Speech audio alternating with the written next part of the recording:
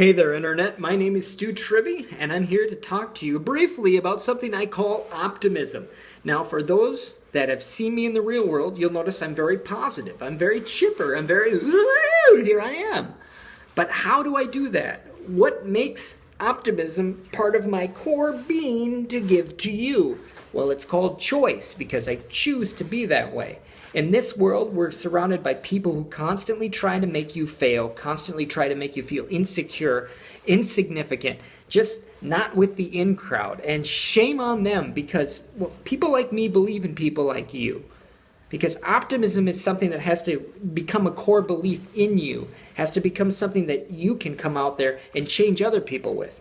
But remember, optimism isn't something that you can just turn on like that. It has to be something that you've developed over time. You can start very small, but it's just with this constant motion, like pebbles on a cliff, pebbles on the side of a mountain where they start to fall. Then they hit other things. Pretty soon they're avalanching, and they're coming down, and optimism! You see, you feel it. You need it. You can't just go outside, look at the sun, and sunburn. Oh, God, I better put on my optimism. Oh, no, you can't just put it on because people see that. People can see these. People know it's not real. But if it's inside you, if you've developed, if it's coming out of your pores, you're emitting that, people will see that and they'll feel it. And then they'll feed into it. Next thing you know, they want to be around you. They want to see what you see, understand who you know. They want to know more. But it starts with a choice. It starts with just the belief. You've got to remember, life is very tough. Life is designed to essentially destroy you. I know it's a tough thing to say, but that's how it works. Life makes you change. You're either constantly evolving and becoming stronger, or you're falling to the wayside. It's just how it is. So you need to understand that in order to become stronger and better, you need to just embrace this change.